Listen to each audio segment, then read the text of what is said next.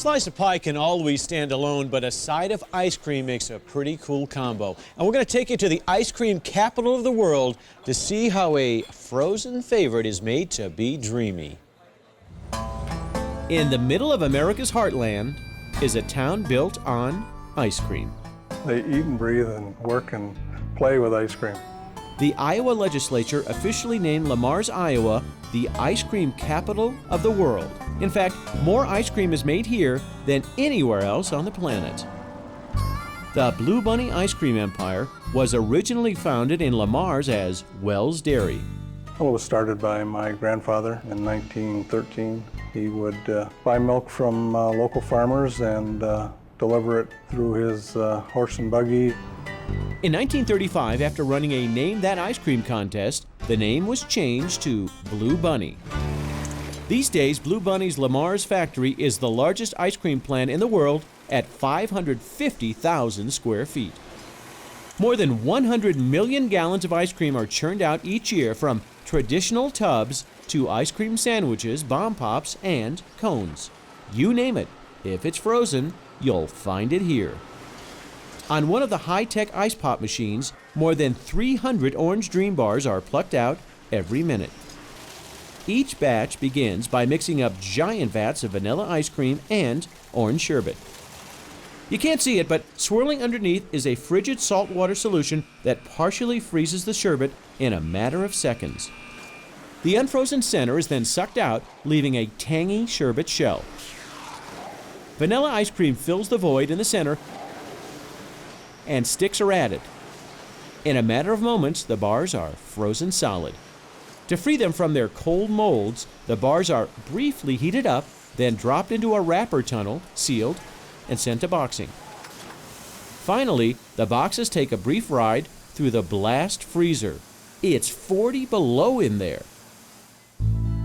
Now, these tropical treats, along with tons and tons of other chilly creations, are ready to be shipped out of this ice cream capital.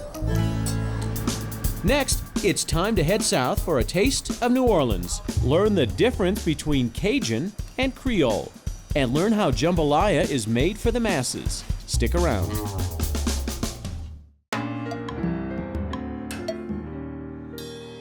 Welcome back to Unwrapped for a tour of the food capitals of America. And one city known for their special brand of cuisine is New Orleans.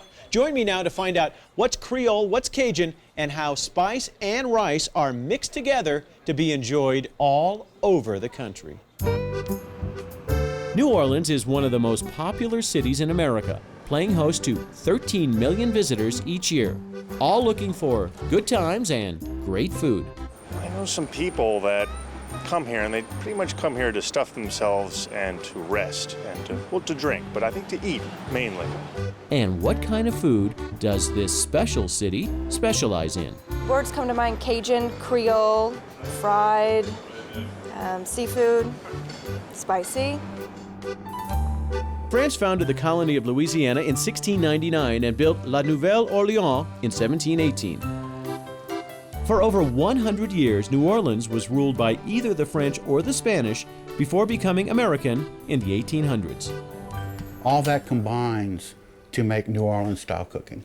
Early French and Spanish settlers brought their influences, the Africans who came in, the Native Americans. The two most important ingredients for any authentic New Orleans style food is spice, the peppers: red pepper, cayenne pepper, black pepper, white pepper, salt, garlic, and rice. Louisiana people eat more rice than anyone but the Chinese. But not all food here is the same. The two main categories of cuisine are Creole and Cajun. Creole, in its earliest description, was the early French and Spanish settlers to New Orleans, the aristocracy of New Orleans, if you will. That means Creole food tends to be fancy and French. Lots of seafood and butter sauces served up with style. While Cajun food is heavier, heartier, and a whole lot of fun.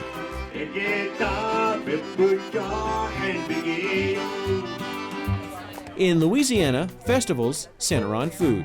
There's seafood pie fresh from the oven, rice and saffron-flavored crawfish, mock choux, even chicken cooked in beer. And this is what we call a drunk chicken. And perhaps the most popular dish in Louisiana is jambalaya.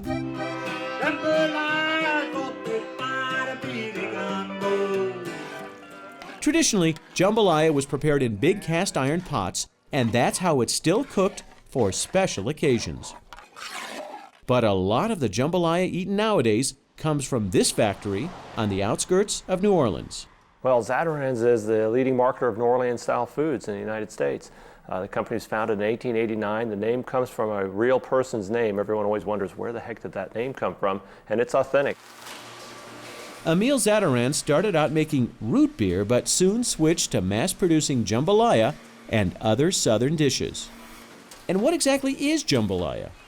Jambalaya is a dish of rice and spice cooked with different kinds of meats. The name is said to come from either the Spanish or African word for ham, but today, ham is not an essential ingredient. The most important part of the jambalaya process is getting the spice just right.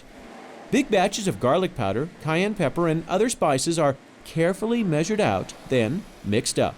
Each one of those spices is hand-weighed according to a very precise formula that really dates back to an old family recipe. The goal is to make the jambalaya hot enough to be exciting, but still edible. When you take a bite of jambalaya, it's going to build up a little bit of heat in your mouth. It's not going to kill you, but it's going to be hot, and that kick comes from cayenne pepper.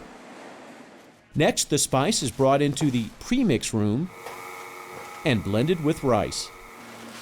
Then that premix is transferred to the filling machines. It's here that everything comes together. Heavier ingredients like dried onions and bell peppers are fed into these hoppers along with the spice rice premix. Then churned out in carefully proportioned amounts. Packed in plastic and put into boxes, it looks pretty easy.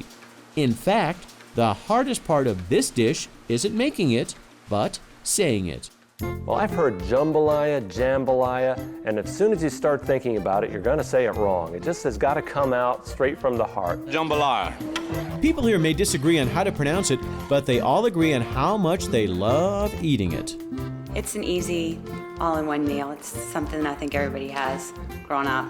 Something everybody's mom cooks them. We eat it a couple of times a week. It's just part of Louisiana.